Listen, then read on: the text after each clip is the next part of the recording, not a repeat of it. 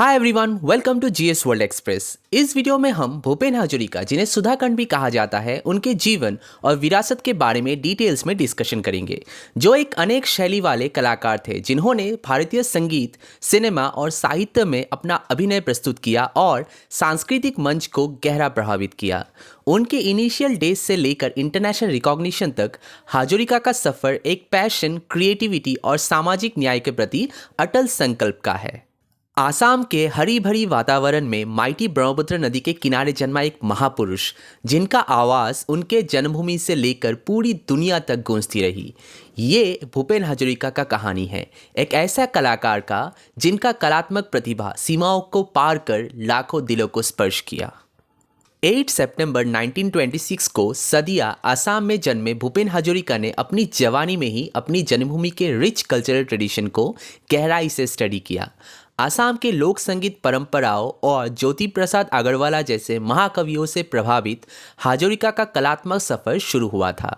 उन्होंने 10 साल की उम्र में अपना खुद का गाना लिखा और गाया भी। Also he worked for the second Assamese talkie Indra Malati at the age of 12 years. Banaras Hindu university और बाद में न्यूयॉर्क के कोलंबिया यूनिवर्सिटी से शिक्षा पूरी करने के बाद भूपेन हजारिका का संगीत और कहानी सुनाने का पैशन और भी गहरा हुआ। विदेश में गुजरे उनके अनुभवों ने उनकी दृष्टि को विस्तारित किया और उनकी कलात्मक दृष्टि को शेप किया।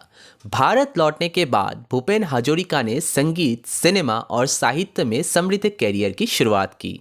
उनके दिल को छू लेने वाले गीत, जिनमें गहरी कविताएं जनता के संघर्षों और आशाओं को प्रस्तुत किया गया, जिससे उनका देश भर के दर्शकों के साथ एक रिश्ता बन गया। बिस्तीनो पारोरे जैसे ग्राउंड ब्रेकिंग वर्क के लिए समय के साथ बदलते गीत से लेकर उनके फिल्में जैसे शकुंतला और रुदाली में उनकी ऐतिहासिक प्रतिभा देखी जा सकती है। भूपेन हजारिका का कलात्मक विचार जितना विशाल था उतना ही प्रभावशाली था।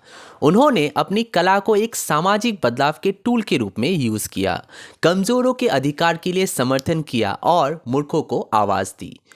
মই এটি যাযাবৰ গংগা মোৰ মা বিমূৰ্ত মোৰ নিশাতি যেন মানুহে মানুহৰ বাবে বুকু হোम होम करे शिलंगरे गोधुली जैसे अनगिनत गाने दिए, जिससे आज की जनरेशन भी इन्फ्लुएंस होते हैं। भूपेन हजारिका ने 52 एपिसोड्स वाला एक टेली सीरियल डॉन प्रोड्यूस किया, जो कि टेलीकास्ट हुआ था on Star TV. He was also produce another 18-part documentary entitle glimpses of the misty east on the socio economic and cultural progress in north eastern India from 1947 to 1997। उन्होंने presidential national award for the best film making 3 बार जीता, 1960, 1964 और 1967 में। उन्होंने Assamese film चमेली मेनसाब के लिए national award at best music composer in 1977 में हासिल किया। उसी साल उन्हें पद्मश्री से भी सम्मानित किया गया। 1992 में उन्हें Dada Saheb Phalke award for lifetime achievement in cinema से भी नवाजा गया।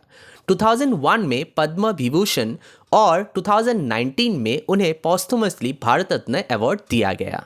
साल गुजरने के साथ भूपेन हजारिका का विरासत और भी मजबूत हुआ। भारत रत्न और दादा साहेब फाल्के अवार्ड जैसे अनेक पुरस्कार से सम्मानित उनका भारत की संस्कृति में स्थायी रूप से समर्पण 5 नवंबर 2011 तक बना रहा। भूपेन हजारिका का सफ़र हमें कला का परिवर्तनशील शक्ति और उन लोगों के अनंत विरासत के बारे में याद दिलाता है, जो अपने टैलेंट का यूज़ करके ह्यूमैनिटी को इंस्पायर, एजुकेट और अपलिफ्ट करने की कोशिश करते हैं। उनकी आवाज़ ब्रह्मपुत्र के समय से परे आने वाली पीढ़ियों के दिलों और दिमाग में हमेशा गूंजती रहेगी। ऐसे महान लोगों को शत शत नमन। I hope you like this video. Please do share and subscribe my channel.